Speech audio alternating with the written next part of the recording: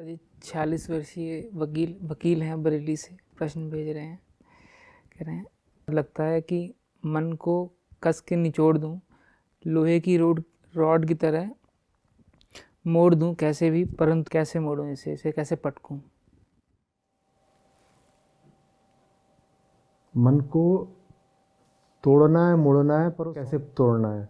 मन अपने आप में कोई चीज़ तो है नहीं कि ये है, इसके भीतर जो रखा है उसे मन कहते हैं। अब उसे तोड़ना है, तोड़ नहीं पा रहे। मन का अपना कोई नाम रूप नहीं होता होगा, लेकिन सारे नाम रूप मन में ही तो होते हैं ना। तो मन को तोड़ने का मतलब है मन की सामग्री से स्वयं को तोड़ देना। मन में जो भी सामग्री है उसको स्वयं से तोड़ दो, ये हुआ मन का टूटना।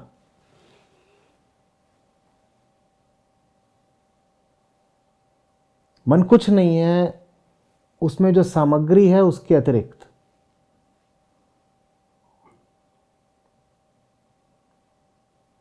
तो मन को तोड़ना है तो उसकी सामग्री से अपने आप को पृथक कर दो,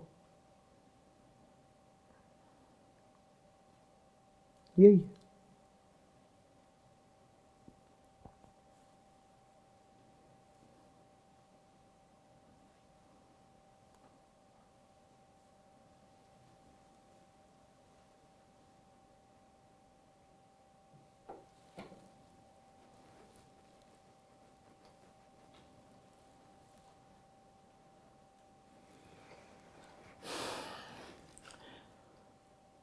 जब नित्य और अनित्य वस्तुओं के विषय में विचार करने से नश्वर संसार के सुख दुखात्मक सभी विषयों से ममता रूपी बंधन विनष्ट हो जाएं, उसे मोक्ष कहते हैं। नित्य अनित्य का विचार करने से नश्वर संसार के सुख दुख आत्मक सभी विषयों से ममता रूपी बंधन हट जाएं, विनष्ट हो जाएं। सही केंद्र से विचार का परिणाम भी बता दिया है। हम विचार ही नहीं कर रहे हैं कि सुख मिलेगा कि दुख मिलेगा। हम विचार क्या कर रहे हैं, राम मिलेंगे कि नहीं मिलेंगे। कितना सरल है ना। कठिन लग रहा है। कुछ भी हो, निर्णय करना है। विचार ये मत करो सुख मिलेगा या दुख मिलेगा, विचार करो राम मिलेंगे या नहीं मिलेंगे।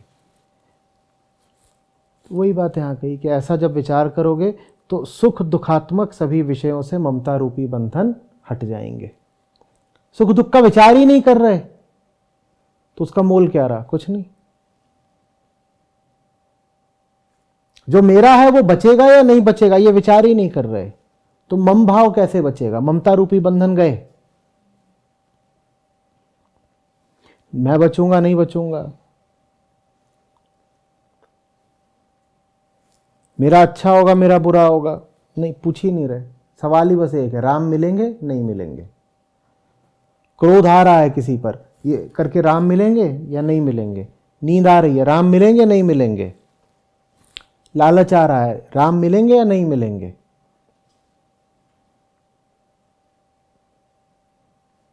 जो बात तुम्हारे लिए महत्वपूर्ण नहीं रह जाती उससे तुम मुक्त हो जाते हो। ये मुक्ति का सूत्र है।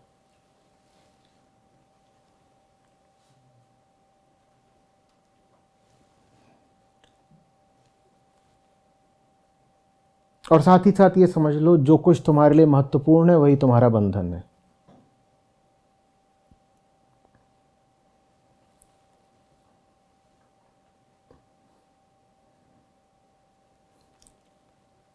हम लोग ऐसे हैं,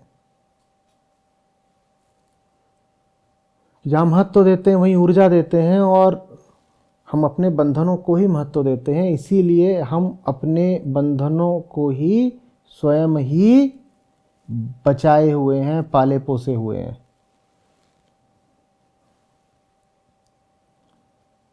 हम लोग ऐसे नहीं हैं कि अपने बंधनों के अलावा किसी और चीज़ को समर्थन दे पाएं, ऊर्जा दे पाएं।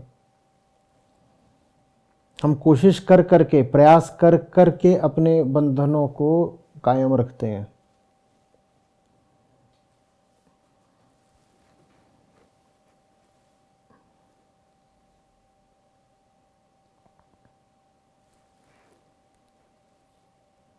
मैंने कविता लिखी थी, विजयादशमी के बैरियर का डंडा।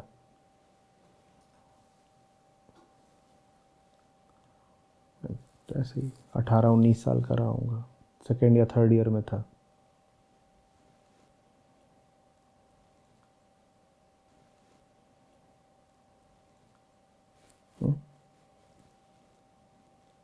तो एक वहाँ विजयादशमी पर, दशहरे पर जलसा कह लो, समारोह सा हुआ करता था। तो उसमें भीड़ को दिशा देने के लिए, नियंत्रित करने के लिए लंबे लंबे पुराने डंडे लगे हुए थे, बहुत पुराने हो गए थे, कोई बदले ही नहीं गए थे, उनमें कोई दम नहीं था। एक बार तो मैंने अजूबा ही देख लिया। वो डंडा इसलिए है कि वो भीड़ को नियंत्रित करे। उनमें से बहुत सारे ऐसे थे, एक के नीचे एक ऐसे लगे हुए थे, ताकि भीड़ का प्रवाह एक ही दिशा में रहे। वो लगे इसलिए थे कि वो भीड़ को नियंत्रित करे। उनमें से एक टूट गया। जब वो टूट गया तो भीड़ ने उसको संभाल लिया। वो शुभ डंडा है ना, टूटना नहीं चाहिए। तो भीड़ ने उसको संभाल लिया। लोग ही उस डंडे को अपना संभाले हुए हैं। हम ऐसे हैं कि हम अपने बंधनों को स्वयं संभालते हैं। बंधनों में कोई दम नहीं, बहुत पुराने हैं, एक झटके में टूटेंगे।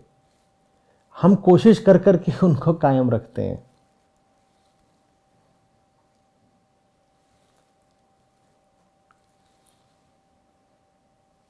समझ में आ रही है बात?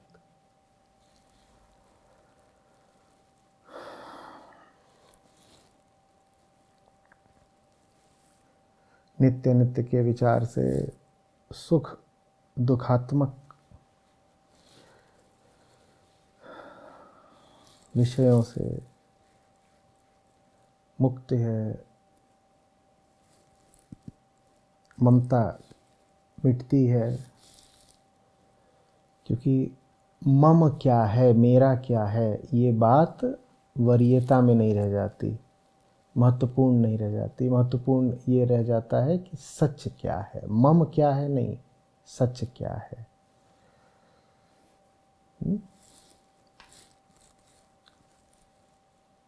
कबीर साहब, आप लोग भजन गाते तो उसमें आते कहते थे, ममता मिटी उठी अब समता।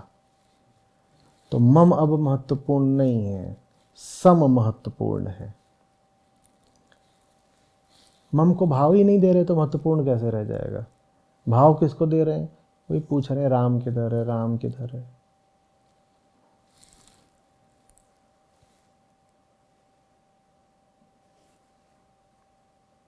यही मोक्ष।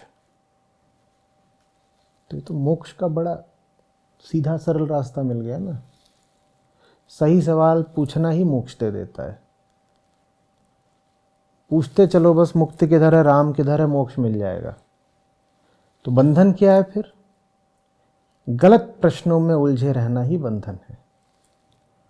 सवाल हम सबके पास होते हैं, बड़े फूहड़ सवाल होते हैं।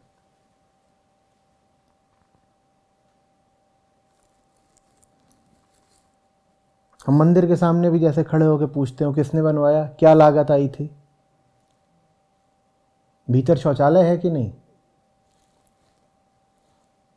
पहले यहां एक नत्थू हलवाई की दुकान हुआ करती थी, मस्त पेड़े देता था वो नजर नहीं आ रहा।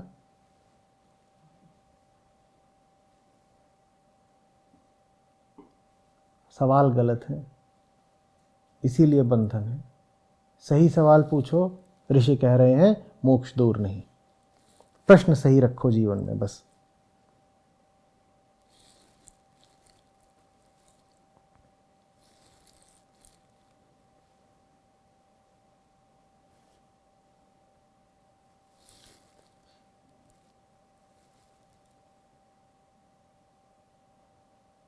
मन चंचल है, इधर उधर भटकता है।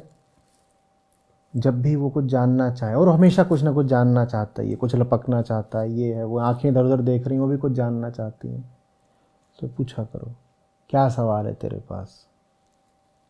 बंदर जैसी उत्सुकता है या साधक जैसी जिज्ञासा है।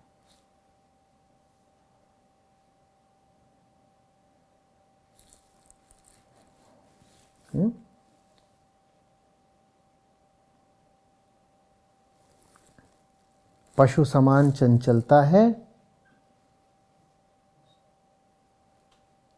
या मनुष्य समान मुमुक्षा है? मन को इधर उधर जाना तो है ही, कभी ये पाना है, कभी वो पूछना है। बस पूछो कि तेरा पूछना वैसा ही है जैसे एक बंदर पूछता है इधर केला है या नहीं। ये तेरा पूछना ऐसा है जैसे एक मनुष्य को पूछना चाहिए इधर मुमुक्षा है या नहीं, मोक्ष है या नहीं। अपने प्रश्नों को सही कर लो और बात और आगे बढ़ाओगे तो ये भी जान जाओगे कि किसी भी मनुष्य का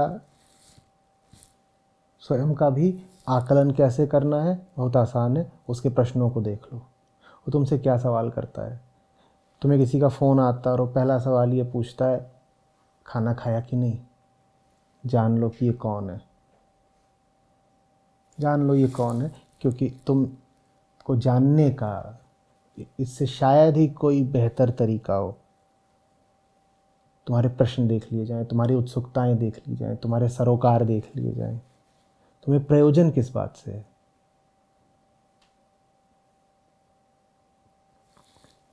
कोई तुम्हें फ़ोन करता है और पहली चीज़ पूछता है और मिल कब रहा है।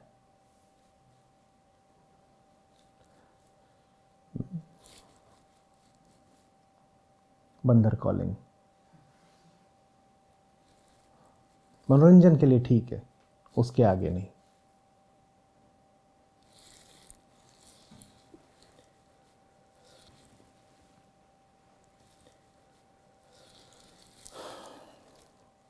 इसीलिए जो लोग तुम्हें तबाह करना चाहते हैं वो तुम्हारे मन में गलत प्रश्न आरोपित करते हैं। जो प्रश्न तुम्हारे पास है भी नहीं, वो प्रश्न तुम्हारे दिमाग में घुसेड़े जाते हैं।